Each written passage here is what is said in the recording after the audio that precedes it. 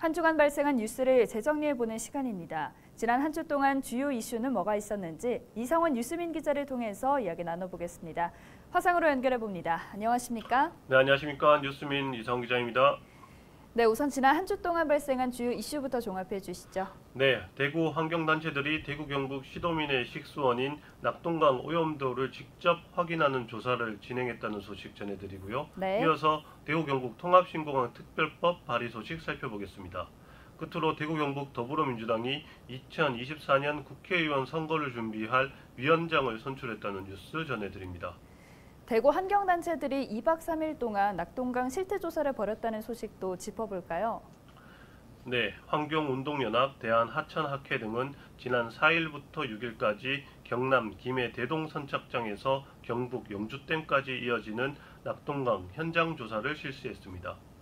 환경단체는 4대강 사업 이후 낙동강의 생태계가 망가졌고 그 대표적 상징으로 여름철마다 이어지는 녹조 창고를 꽂고 있습니다. 네.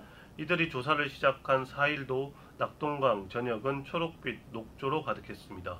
환경단체는 최근 해외 연구 결과를 바탕으로 녹조에서 독성 물질이 검출되었다는 점을 지적하고 있는데요. 이들은 2박 3일간 낙동강 주요 구간마다 원수와 퇴적토를 수거해 녹조의 독성 농도를 조사하고 깔따구 유충 같은 저서생물 현황도 파악했습니다. 네, 그렇다면 2박 3일 동안 확인된 낙동강의 오염도는 어땠습니까?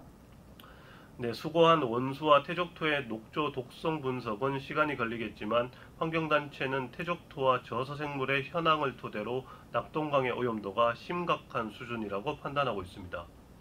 4대강 사업 후 강의 자유로운 흐름이 방해를 받으면서 강바닥에 퇴적토가 쌓였고 쌓인 퇴적토가 오염되며 강물도 함께 오염되었다는 것입니다. 환경단체와 현장에 동행한 일부 국회의원들은 직접 퇴적토의 오염도를 확인했고 퇴적토에 서식하는 실지렁이와 깔따구 유충도 채집했습니다. 실지렁이와 깔따구 유충은 사급수에 서식하는 생물인데 경북 상주보 같은 낙동강 상류에서도 확인되면서 4대강으로 인한 낙동강 오염이 심각하다는 근거로 제시되고 있습니다. 네, 그렇군요. 지난주 살펴봤던 대구 경북 통합신공항 특별법이 주호영 국회의원의 대표 발의로 국회에 제출됐다던데요. 네, 홍준표 대구시장이 추진하는 통합신공항 정책의 필수적인 특별법안이 지난 2일 주호영 국회의원 등 83명의 동의로 발의됐습니다. 대구시와 함께 준비된 특별법안은 신공항 건설 사업과 종전부지 개발 사업에 국비를 지원할 수 있는 근거를 담았습니다. 국민의힘 소속 의원 115명 중 64%에 해당하는 74명이 발의에 동참했고 더불어민주당에서도 9명이 이름을 올렸습니다. 네.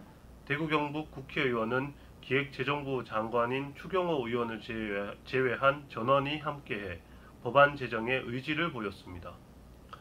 하지만 가덕도 신공항 사업에 미칠 영향을 고려할 수밖에 없는 부산 국회의원 18명은 한 명도 법안 발의에 동의해주지 않아서 향후 법안 처리 과정에서 갈등을 예고했습니다.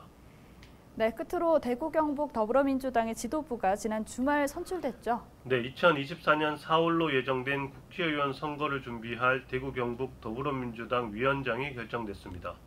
대구는 강민구 전 대구시의회 부의장이 34.17%를 득표해 경쟁자들을 따돌렸습니다.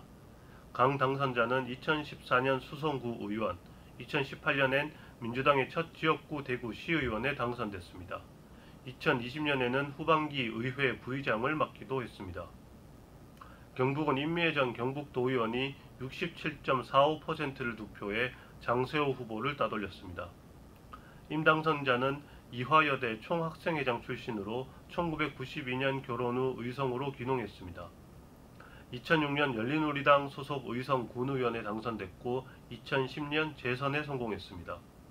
2018년 경북도의원에 당선됐고 지난 6월 지방선거에선 민주당 경북도지사 후보로 나서기도 했습니다. 네, 오늘 주간 이슈 점검은 여기까지 듣죠. 이성원 뉴스민 기자 고맙습니다. 네, 감사합니다.